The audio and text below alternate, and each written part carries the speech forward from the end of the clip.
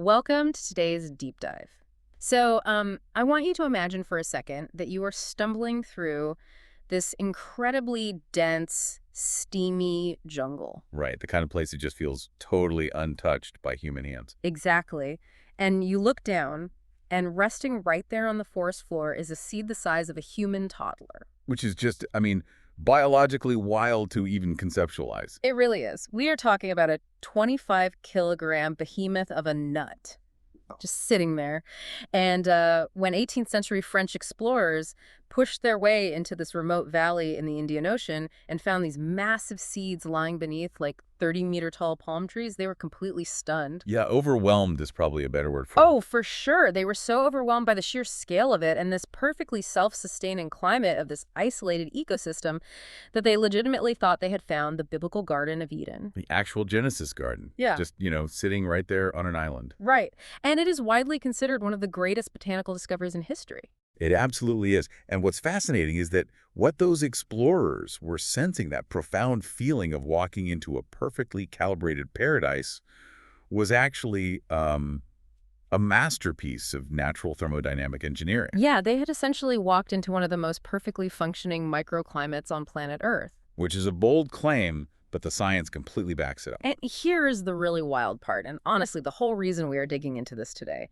The exact same biological mechanics and, the thermodynamic physics that keep that ancient and giant seed alive in a remote island jungle, those are the absolute key to lowering the temperature of your own driveway. Up to 40 degrees Celsius this summer. Wait, 40 degrees? That is an insane drop. I know, it sounds like an exaggeration, but it's just physics. The rules of thermodynamics do not care whether they are operating on an ancient palm tree or on your suburban patio. The rules are universal. Exactly. But to understand how to actively wield those rules, to basically air condition our own outdoor spaces, we first have to study the ultimate blueprint. Right. We have to look at how nature built a microclimate so robust that it survived for millions of years. Which brings us back to the Seychelles. Yes. So our mission today on this deep dive is to take you on a journey that spans from this pristine island terrarium all the way to the incredibly practical science of engineering a cooling thermal sandwich in your own backyard. A thermal sandwich. I love that term so much. It's the best. But let's start with the blueprint.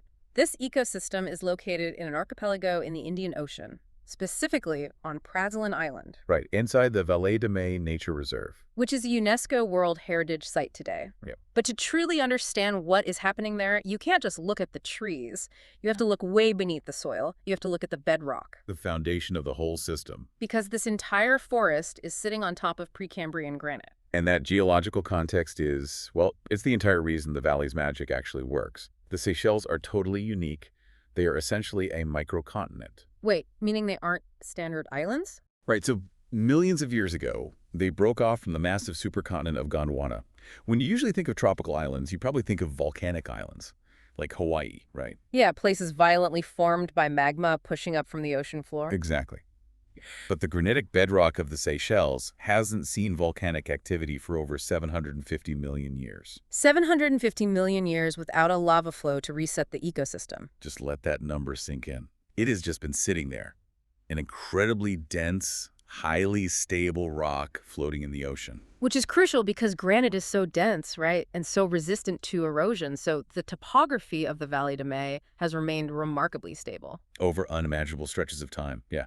Water slowly carved a steep-sided valley right into this solid rock. And that physical shape, this deep protective bowl made of solid granite, is basically the first ingredient of our microclimate. Yes, it acts as a massive thermal mass, and it physically shelters everything inside it from the harsh extremes of the open ocean climate just outside the valley. Okay, let's unpack this with an analogy. It's basically a giant natural terrarium. The topography of the valley is the heavy glass bowl.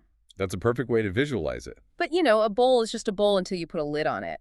And the lid of the Vallée de Mai is dominated by 6 endemic palm species. Species that evolved completely isolated from the rest of the world. Right. And the absolute king of this canopy is the mature Coco de Mer palm. The structural engineering of the Coco de Mer is just staggering. These trees reach over 30 meters high. That is the height of a 10-story building. Yeah. But it's not just a tall, thin trunk. It's the canopy they deploy up at that height. The leaves are gigantic. We are talking about massive fan-shaped fronds that span several meters across. Huge surface area. And because the topography of the valley, that steep granite bowl, forces these trees to grow closely together on these really steep slopes, once they reach the top of the canopy, those gigantic leaves interlock, They literally weave together high above the ground. which historical accounts refer to as cathedral-like. And from a physics perspective, cathedral-like is highly accurate.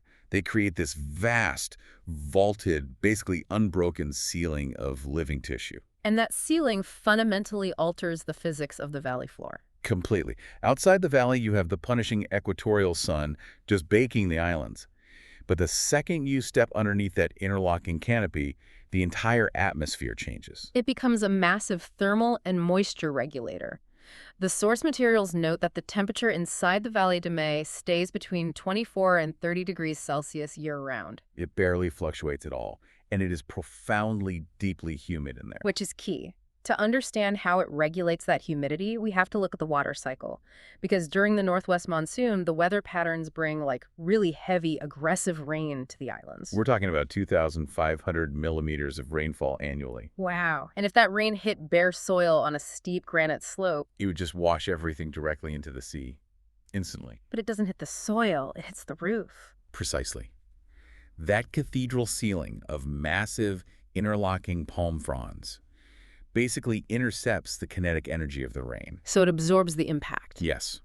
The water hits the canopy, and instead of crashing to the ground and washing the topsoil away, it channels down the natural grooves in those giant leaves. Then it runs down the massive trunks, and it's released to the forest floor incredibly gradually. So it turns a violent torrential downpour into this constant, gentle, steady drip system. Exactly. And then it holds on to that moisture for months. Because the weather eventually shifts, right? Right. From May through September, the southeast trade winds blow in, and the outside environment gets much drier. But inside the valley, that interlocking canopy acts as a windbreak. It physically stops the dry air from stripping the moisture away from the soil, trapping all that humidity inside the bowl. Which is critical. And this brings us right back to that legendary 25-kilogram seed. The toddler-sized nut. The toddler nut, exactly. Because the entire reason this incredibly specific, highly engineered microclimate exists is to support the life cycle of the coco de mer. Because it produces the largest, heaviest seed in the entire plant kingdom. Bar none.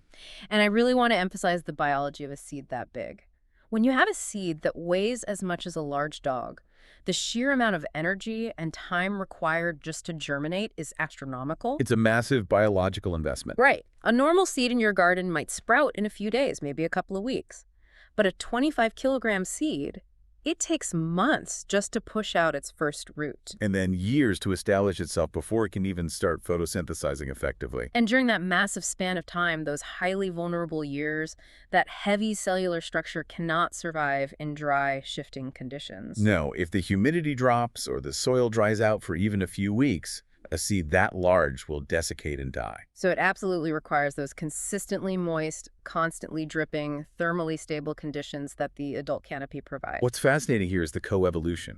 The adult trees are actively terraforming the valley to ensure the survival of their own offspring. The ultimate helicopter parents.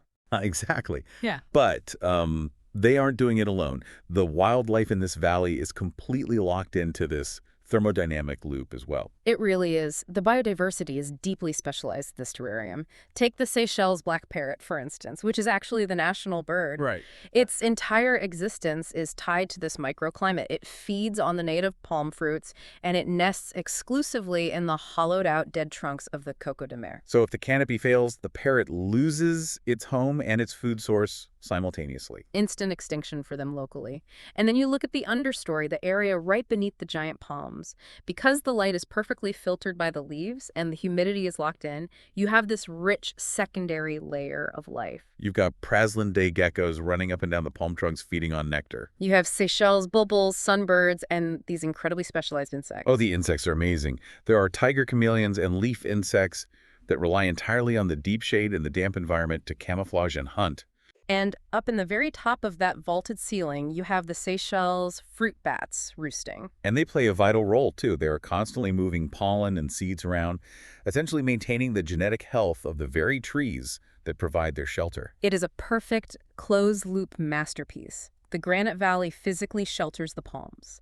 The palms grow 10 stories high and interlock their leaves to create the microclimate. That trapped humidity allows the giant seeds to germinate, and the animals that thrive in that humidity pollinate the adult trees. It took millions upon millions of years of undisturbed isolation to achieve that specific balance. Which is exactly why the arrival of human beings was such an immense shock to the system. Oh, a catastrophic shock. Yeah. Because when you have an isolated prehistoric terrarium producing the largest, strangest seeds on the planet, it is naturally going to attract a lot of attention. And that attention gets very, very weird very fast. When those French explorers found the Vallée de Mai, they didn't just casually admire the giant nuts. No, the anatomy of the coco de mer seed had a profound psychological impact on them. We have to carefully describe the morphology of the plant here. The coco de mer is dioecious, meaning there are distinct male and female trees. Right, and the mature female tree produces this huge double-lobed nut. And the shape of this nut is undeniably strikingly suggestive. It bears a heavy, almost comical resemblance to the hips, thighs, and reproductive anatomy of a human female. And then the male tree produces a flower catkin that is distinctly phallic in shape. So you have these European explorers, completely steeped in 18th century religious mythology, walking into an untouched, incredibly lush jungle. And they find giant botanical structures perfectly mimicking human anatomy. It completely short-circuited their logical reasoning. It fueled this immense mystical obsession that this was literally the Garden of Eden. But what's fascinating about the human obsession with the coco de mer is that the myth actually predates the discovery of the valley itself. Wait, really? How does that work? For centuries before anyone actually knew where these nuts grew, they were highly prized in global trade. Oh, right, because they were washing up on beaches thousands of miles away. Exactly. Occasionally, a mature nut would fall from the canopy in the Seychelles and roll into the ocean. Now, initially, a fresh 25-kilogram nut is incredibly dense. It sinks straight to the bottom. Which you'd expect from something that heavy. But over time, just sitting on the ocean floor, the outer husk rots away. The internal endosperm decays, and gases begin to build up inside the shell. And eventually it acts like a balloon. It becomes buoyant. Yes, it pops right up to the surface and catches the ocean currents. So these massive, hollowed-out, highly suggestive nuts were drifting all the way across the Indian Ocean. They were washing up on the shores of the Maldives and sometimes even parts of Southeast Asia. And because the people finding them on the beaches never saw a tree that produced them, and because the nuts washed in with the ocean tide, the logical conclusion at the time was that they must grow on a mythical tree at the bottom of the sea. Hence the name coco de mer, the coconut of the sea. That is just brilliant. And rarity combined with that level of mystery creates immense economic value. Oh, an absolute fortune. Because of their origin story and their suggestive shape, these nuts were believed to possess incredible medicinal and aphrodisiac properties. Royal courts all across the world demanded them. They were traded for fortunes, they were carved, polished, and literally decorated with solid gold and jewels by kings and emperors. The historical demand was astronomical, and that obsession is the direct cause of the massive threat facing the Vallée de Mai today. Because the international market value for a genuine coco de mer nut is still incredibly high even now, and that has fueled an aggressive, highly lucrative black market for poachers. And poaching is an existential threat to a microclimate like this. We need to be clear, it's not just a matter of losing a piece of fruit. Right, here's where it gets really interesting. We have this pristine ecosystem that survived millions of years, but human fascination almost destroyed it. How exactly do you guard a forest of giant nuts from international smugglers? Well, if we connect this to the bigger picture, protecting a microclimate isn't just about letting nature be. In the modern world, it requires intense, active human intervention and massive legal frameworks. Because if poachers sneak into the valley and steal the mature nuts, they are fundamentally destroying the reproductive viability of the entire forest. Exactly. If you think about the timeline we just discussed, a seed that takes years just to sprout and decades to reach the canopy, stealing a single generation of seeds creates a massive hole in the timeline. The current canopy eventually ages and dies out naturally. Right. And if there are no juvenile trees to replace them because the seeds were stolen 30 years ago, the canopy opens up. The interlocking leaves disappear. And the sunlight hits the forest floor. The wind strips away the moisture. The humidity plummets. And those millions of years of thermodynamic balance just unravel. The terrarium shatters. So the Seychelles government realized they had to mount a massive coordinated defense strategy. You can't just put a chain link fence around it. No, it requires deep legal frameworks. On the international front, the trade of the coco de mer was heavily restricted when it was listed under Appendix III of CITES. That's the Convention on International Trade in Endangered Species back in 2010. Right. This made it significantly harder to move the nuts across borders legally. And internally, they armed themselves legally, too. The Coco de Mer Management Decree, which dates back to 1978, was heavily amended in 2015. They brought the hammer down. They implemented severe punishments, massive fines, and serious prison time for illegal possession or trade of the nuts. But, a law on paper doesn't physically stop a poacher in the middle of the night. No, that physical protection falls to the Seychelles Islands Foundation, or CEF. They are the organization managing the reserve. And they essentially have to treat this prehistoric forest like a high-security bank vault. They run advanced surveillance, and they conduct active physical patrols through incredibly steep, dense, humid terrain to protect the nuts while they mature on the trees. But the Valley de Mai is just one battleground. When you zoom out and look at the broader conservation strategy of the Seychelles, you realize they are fighting a massive, multi-front war to protect biodiversity across the entire archipelago. And they are guiding this war using the Global Strategy for Plant Conservation, the GSPC. Looking at their targets from 2011 to 2020, they divided their efforts into two distinct categories: in situ and ex situ conservation. In situ, meaning protecting plants in their natural wild habitats, and ex situ, meaning taking the plants out of the wild and safeguarding them in controlled environments. Let's examine the in situ efforts first, because they are incredibly ambitious. The primary target was to legally secure and manage at least 15% of each distinct ecological region. So they aren't just looking at the deep valleys. They are managing massive areas like the Morin-Sekolah National Park, which covers a huge portion of the main island. And the Aldabra Atoll, right, which is this incredibly remote coral atoll hundreds of miles away. Exactly. The environments they are trying to protect are wildly diverse. One of the most fascinating examples of this is the Glacis Restoration Project on Mahé Island, where they are restoring vegetation on Inselbergs. Okay, Inselbergs, these are essentially island mountains, right? Yes, they are these massive domes of bare rock that just rise sharply out of the landscape. And from an ecological standpoint, they are brutally harsh environments. I can imagine. The soil is incredibly thin, sometimes just a few centimeters, sitting in little depressions on the rock. Yeah. They heat up incredibly fast in the sun, and they shed rainwater almost instantly because, well, it's solid rock. So the plants that manage to grow there are incredibly specialized but highly vulnerable to any disturbance. Extremely vulnerable. So the Plant Conservation Action Group and local communities have been actively managing 10 hectares of these Inselbergs since 2011.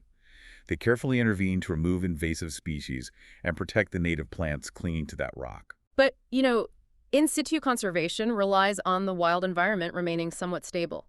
When the wild becomes too precarious, you have to transition to ex situ conservation. You have to create a backup drive. I love that analogy. A genetic backup drive. That's exactly where the National Biodiversity Center comes in. Established in 1998, it acts as a living vault. It's a botanical garden designed specifically to cultivate and preserve the genetic material of the native plant species, safely outside of their threatened natural habitats. And that concept of a genetic backup drive extends directly to agriculture, too. Target 9 of the GSPC focuses specifically on preserving the genetic diversity of crops. Which is vital for food security. There was a critical period around 2008 where a significant amount of local crop diversity was disappearing in the Seychelles. Right, because agricultural priorities were shifting toward imported commercial seeds and the old, locally adapted varieties were being lost. But the local community recognized the danger of that genetic bottleneck. In 2013, farmers in the Val d'Andorre area down in the south of Mahé started this fantastic grassroots initiative.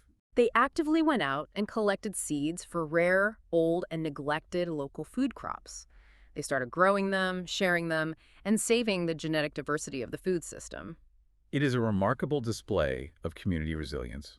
However, this raises an important question. When you dig into the source documentation, analyzing the National Conservation Strategy, the bureaucratic and logistical realities they face are just sobering. To put it bluntly, the logistics are a nightmare. Let's look at 2014 when they enacted the Biosecurity Act to fight invasive species. And invasive species are the absolute bane of island ecosystems. The native plants evolved without those specific predators or competitors, so they have no natural defenses. But enforcing that act requires the National Biosecurity Agency to cover immense ground, and the documentation is very explicit about their struggles. They are facing a severe lack of trained personnel. Because the biological sciences require highly specialized knowledge. You can't just hire someone off the street to identify a microscopic fungal pathogen threatening an endemic palm tree. No, you need experts. And the few highly trained experts they do have are stretched incredibly thin.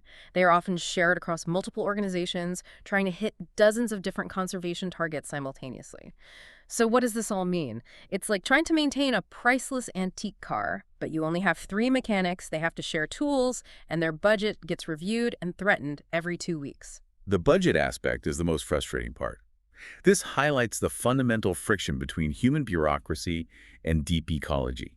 The funding cycles for these critical, highly complex recovery programs are frequently limited to just 2 years. 2 years. It is a profound mismatch of timelines. You have an ecosystem in the Vallée de Mai that took 750 million years of geological stability and millions of years of biological coevolution to build. And you are trying to ensure its survival on a 24-month financial spreadsheet. You can't even grow a coco de mer sapling in 24 months. By the time the seed sprouts, the grant money has run out, and the staff has to spend all their time writing new proposals to justify why they need more money, instead of actually being out in the jungle protecting the plant. And the stakes of that bureaucratic fragility are existential. Consider the threat of fire.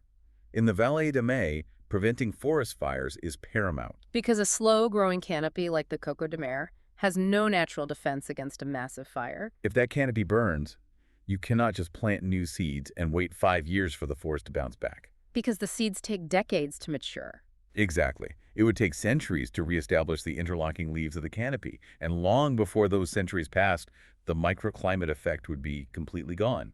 The trapped humidity would vanish. And without the humidity, the new seeds wouldn't germinate, the black parrots would have no dead trunks to nest in, the specialized geckos would die out. A single fire, may be mismanaged because a 2-year funding cycle lapsed and patrol staff was cut, could wipe out millions of years of evolution permanently. It is a heavy, high-stakes battle. But this is exactly where the story pivots. Because all that immense, ancient, complex thermodynamics we just talked about, the interlocking leaves blocking the sun, the evapotranspiration trapping humidity, the thermal mass of the granite, all of that physics applies entirely to the driveway sitting in front of your house. This is the practical translation.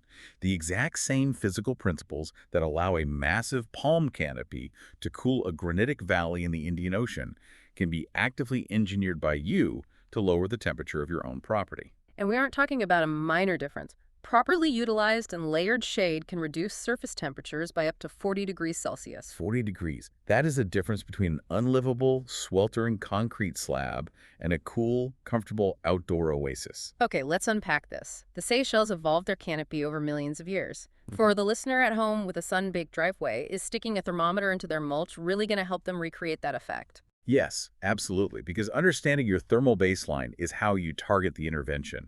You aren't just planting a tree, you are mapping and redirecting energy, just like the Precambrian granite does in the Vallée de Mai. But the lesson from the Seychelles is that a microclimate is a highly structured system.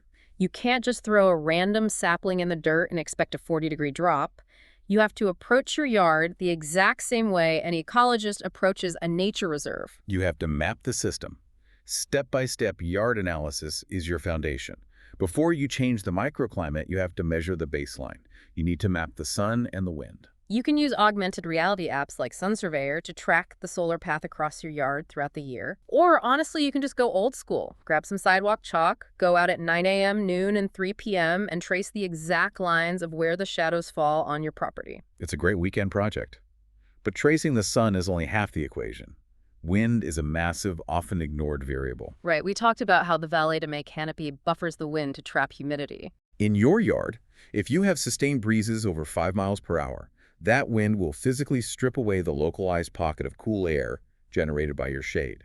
It can reduce the cooling effect of a shade tree by 15 to 20%. So you have to know where the wind channels through your property so you can plant windbreaks if necessary. Once you map the sun and wind, you move to the heat itself. You need to do thermal mapping, Get an infrared thermometer, they are relatively inexpensive, and walk your yard between 3 p.m. and 5 p.m. That late afternoon window is generally when surface heat peaks because the materials have been absorbing solar radiation all day long. The data you get from thermal mapping is deeply revealing about how different materials handle energy. For instance, the source data shows that grass might register at a highly comfortable 11.6 degrees Celsius in the afternoon sun. But point that same thermometer at an asphalt driveway, and it jumps to 20.9 degrees Celsius. And the data gets even weirder. According to the research, bark mulch sitting in the afternoon sun can hit 24.8 degrees Celsius. Let's think about that for a second. Bark mulch is hotter than asphalt. Why would organic wood chips be hotter than a black driveway? It comes down to thermal mass, albedo, and conductivity. Asphalt is dense, had high thermal mass. It absorbs the sun's energy, converts it to heat, and conducts that heat deep down into the pavement. So the surface might read 20.9 degrees, but it holds a massive amount of energy that it will slowly release all night long. So the asphalt is a battery. Precisely. Mulch, on the other hand, is airy and highly insulative. It has very low thermal mass. So the very top layer of the mulch absorbs the sun and gets incredibly hot, incredibly fast, hitting that 24.8 degrees because it cannot conduct that heat downward into the soil. The surface scorches, but the soil beneath it stays perfectly cool. Thermal mapping helps you identify these distinct behaviors. You will almost always find that the absolute hottest spots in your yard are the junctions, like where the high thermal mass of an asphalt driveway meets the reflective surface of a concrete patio. And the final piece of the map is the soil and water dynamics. Water is the engine of a microclimate. You need to know what you are planting into. If you have sandy soil, you have to understand its physical structure. Sand has large particles and massive pore spaces. It doesn't bind chemically to water the way clay does. Because of that porosity, sandy soil loses moisture 40% faster than clay. And topography dictates where that water goes. Just like the steep slopes of the Seychelles guide the monsoon rain, the slopes of your yard guide runoff. So if you place your shade plants uphill from where water naturally drains, their root systems can intercept that water before it leaves your property. They use that moisture, and as the breeze moves downhill through their shaded canopy, it pushes cooled air across the rest of your yard. The mapping phase might seem tedious, but it is the difference between guessing and engineering. Yeah. Once you have the data, once you know exactly where the heat pools, where the wind shears, and where the water flows, you are ready to build the canopy. You're ready to build the thermal sandwich. So we are basically building our own valet de mai in our backyards. We are the architects. A thermal sandwich sounds like something you'd get at a deli, but it's actually the secret to a naturally air-conditioned yard. The thermal sandwich is the ultimate strategy for rapid compounding temperature reduction. But every sandwich needs a solid base. You have to select your foundational tree, and you must ruthlessly match it to your specific climate. You cannot fight the atmosphere. If you live in a dry, arid climate like the American Southwest, you shouldn't plant a water-guzzling tropical broadleaf tree. It will constantly stress, demand massive irrigation, and fail to thrive. Instead, you look for species adapted to those conditions, like the palo verde or the desert willow. They have smaller leaves, they provide excellent filter shade, and they sip water rather than gulping it. Conversely, if you live in a humid zone with abundant rainfall, you lean heavily into that biological advantage. You plant massive, thirsty trees like the southern live oak or the American sycamore.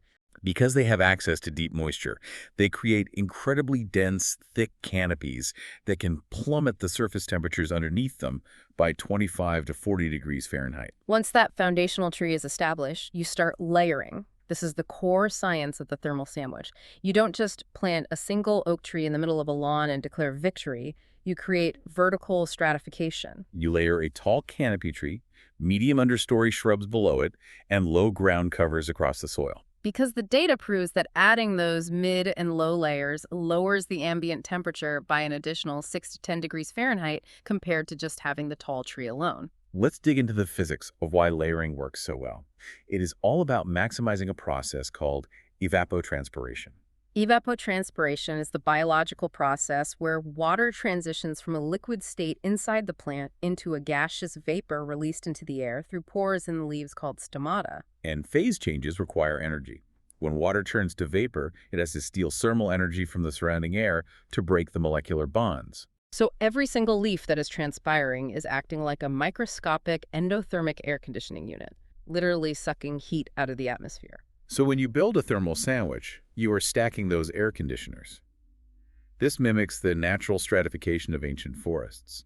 The tall canopy tree, the top red of the sandwich, takes the brutal, direct brunt of the solar radiation. It absorbs the light and transpires, creating a shaded, slightly cooler pocket of air underneath it. And then we add the meat of the sandwich, the understory shrub. Right, and because that shrub is sitting in the already shaded, already cooled air provided by the canopy tree, when the shrub transpires, that moisture isn't instantly evaporated and blown away by the harsh sun. The humidity lingers. It compounds the cooling effect. And then the ground cover, the bottom bread, does it a third time, right at the surface of the soil. It is a cascading waterfall of temperature reduction. To build this successfully, spacing is critical. You use the drip line plus 2 feet rule. The drip line is the outermost imaginary ring on the ground where rain drips off the widest leaves of the canopy tree. So if you have a mulberry tree with a 20-foot canopy spread, you don't plant your shrubs right up against the trunk.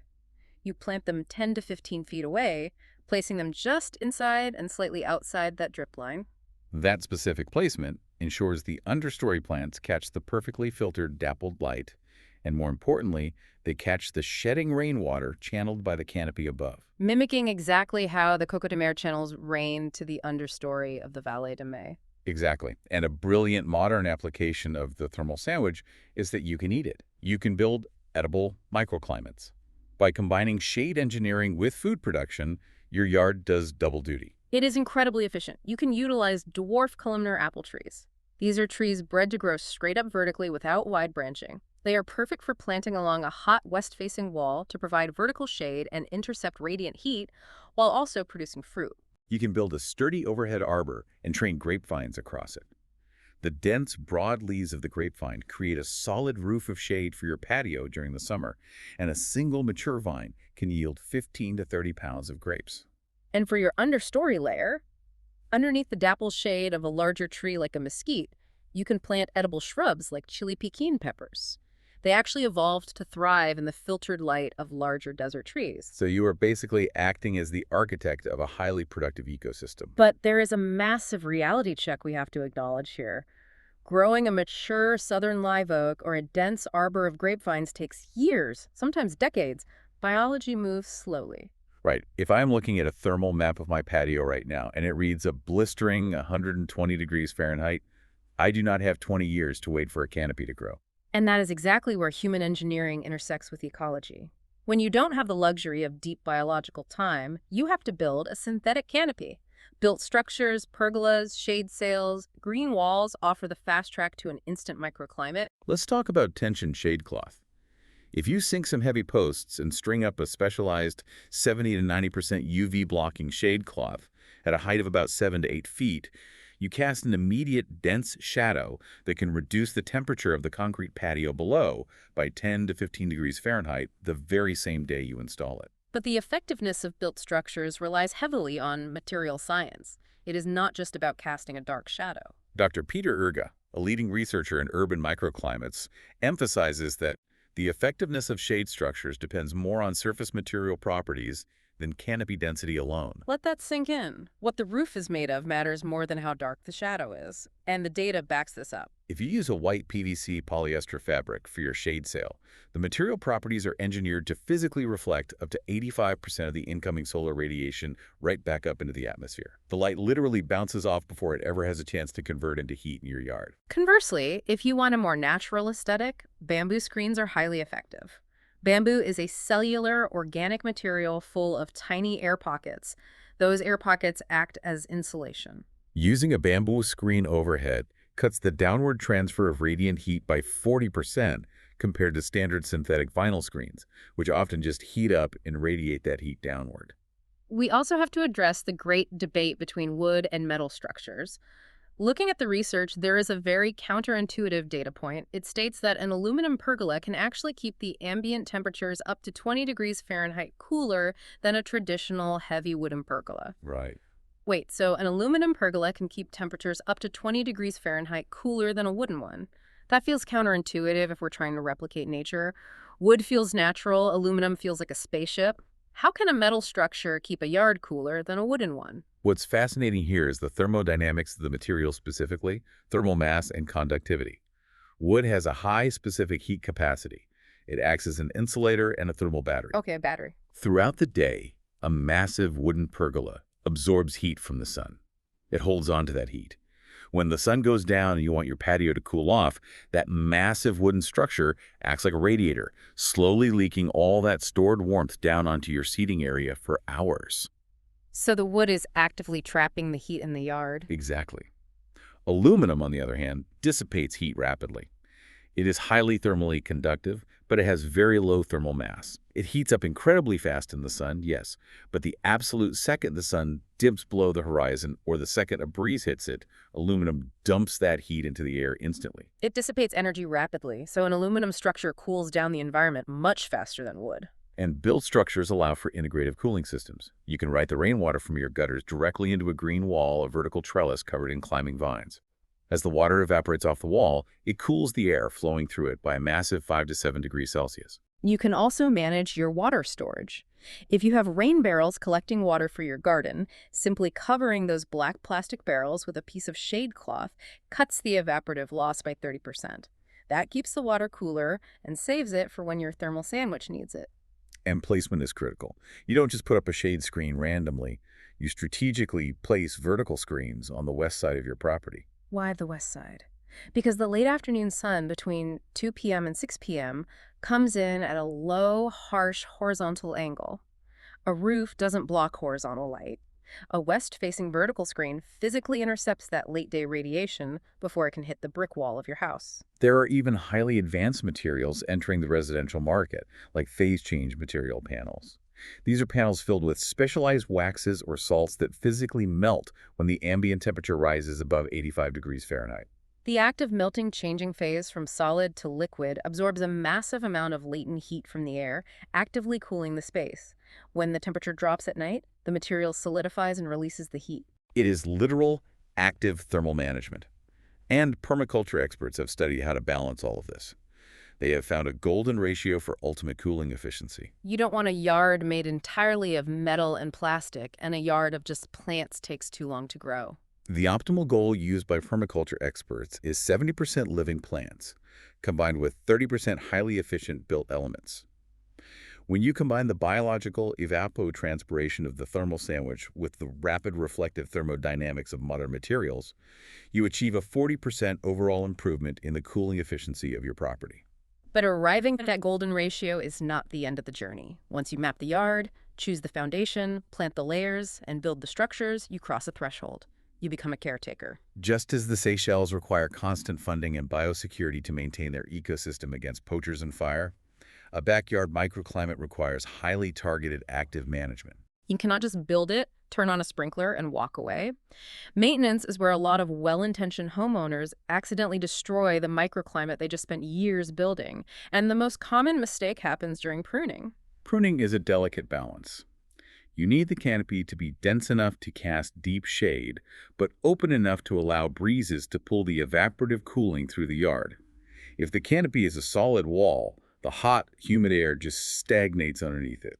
The experts recommend two specific techniques. First, thinning cuts during the winter dormancy period. This means reaching into the canopy and removing entire select branches all the way back to the base of the trunk, rather than just indiscriminately snipping the tips of all the branches. Snipping the tips just causes the tree to grow a dense, bushy outer shell that blocks all airflow. The second technique is crown raising. This involves carefully removing the lowest branches of a mature tree to create a clean 6 to 8 foot vertical clearance from the ground up to the first branches. This maintains the massive umbrella of shade high overhead, but opens up the ground level so that cross breezes can sweep through the understory. And the one thing you must never do, the absolute cardinal sin of landscaping, is topping your trees. This is when someone just takes a chainsaw and chops the entire top half of the tree off to reduce its height. Warn against aggressive topping, definitely. Topping is biologically devastating. It removes the tree's primary food source, its mature leaves. The tree goes into a panic response and rapidly shoots up weak, spindly branches called water sprouts to try and replace the lost foliage. These sprouts are structurally weak, they are highly prone to snapping in storms, and they do not create a healthy, expansive shade canopy. Beyond pruning, water management is your daily operational duty. Evaporative cooling only functions if the plants actually have moisture in their tissues to sweat. If the soil goes dry, the plant closes its stomata to survive, the evapotranspiration stops, and the air conditioning turns off. Which is why upgrading a drip irrigation is essential for a microclimate. Traditional aerial sprinklers spray water into the air, where a massive percentage of it evaporates before it ever reaches the soil. Drip irrigation delivers the water precisely to the root zone. It uses 30 to 60% less water than sprinklers, and by keeping the soil deep hydrated, evaporative cooling through drip irrigation drops temps by 10 to 15 degrees Fahrenheit. The operational schedule for drip irrigation during the peak of summer heat is highly specific. Run the system 2 to 3 times a week for a deep soak of 30 to 45 minutes, depending on your soil type. Do not water for 5 minutes every single day. Shallow watering creates shallow root systems that dry out instantly in a heat wave. And once you put that water in the ground, you have to lock it in. Yeah. That brings us to mulch. We discussed how bark mulch can get hot on the surface, but its real job is insulation. But you can't just dump a mountain of mulch around the trunk of a tree like a volcano. That causes the trunk to rot. You want a very precise, even layer of 2 to 3 inches of cedar chip mulch spread across the root zone. And the physical structure of the mulch matters. You need a material that leaves about 15% airspace between the chips for the roots. The roots of a tree do not just need water. They desperately need to exchange oxygen and carbon dioxide with the atmosphere. If you use a mulch that compacts into a solid mat, or you lay down plastic sheeting under the mulch, you suffocate the root system. When applied correctly with enough airspace, that cedar mulch acts as a brilliant thermal blanket, lowering the soil temperature by 8 to 10 degrees Fahrenheit and preventing the sun from baking the moisture out of the earth. And finally, you have to perform structural audits. You have to inspect the tension on your shade cloth for fraying, check the anchor bolts in your concrete footings every 2 months, and clean aluminum frames yearly so dirt doesn't compromise their reflective properties. So what does this all mean? Whether you are the Seychelles Islands Foundation guarding an ancient forest or just someone trying to keep their patio cool, you can't just set it and forget it. It's an active partnership with the environment. Exactly. A microclimate isn't a static object. It is a living, breathing thermodynamic system. You have to feed it, water it, and tune it. When you really take a step back and look at the scope of what we've covered in this deep dive, the connection between the macro and the micro is staggering. We started with a legend. We started with 25-kilogram Coco de Mer seeds sitting on 700-million-year-old rock protected by national legislation and armed patrols just to maintain the perfect humidity of a prehistoric jungle. And we trace the exact same biological and physical laws, evapotranspiration, thermal mass, shade dynamics, and wind buffering all the way down to the phase change panels, the layered dwarf apple trees, and the 2 inches of cedar mulch sitting right outside our own doors. It fundamentally changes how you look at a tree. A tree is not just a piece of scenery. It is an endothermic machine. It is a highly evolved water pump that actively refrigerates the air around it. And realizing that leaves us with a massive, provocative question to ponder. Because if these principles scale down from a valley to a driveway, they can also scale back up. Exactly. If a single, well-placed shade canopy and a layer of proper cedar mulch can lower a single yard surface temperature by 15 to 40 degrees, imagine the cumulative impact of a network. What if an entire neighborhood coordinated their efforts? What if 50 contiguous properties all designed overlapping thermal sandwiches? Are we standing on the precipice of a new kind of grassroots geoengineering? A world where mitigating the worst, most blistering effects of urban heat islands and climate change doesn't rely solely on billion-dollar global initiatives, but literally begins with the thermodynamics of our own backyards. It proves that the tools to cool our immediate world are not science fiction.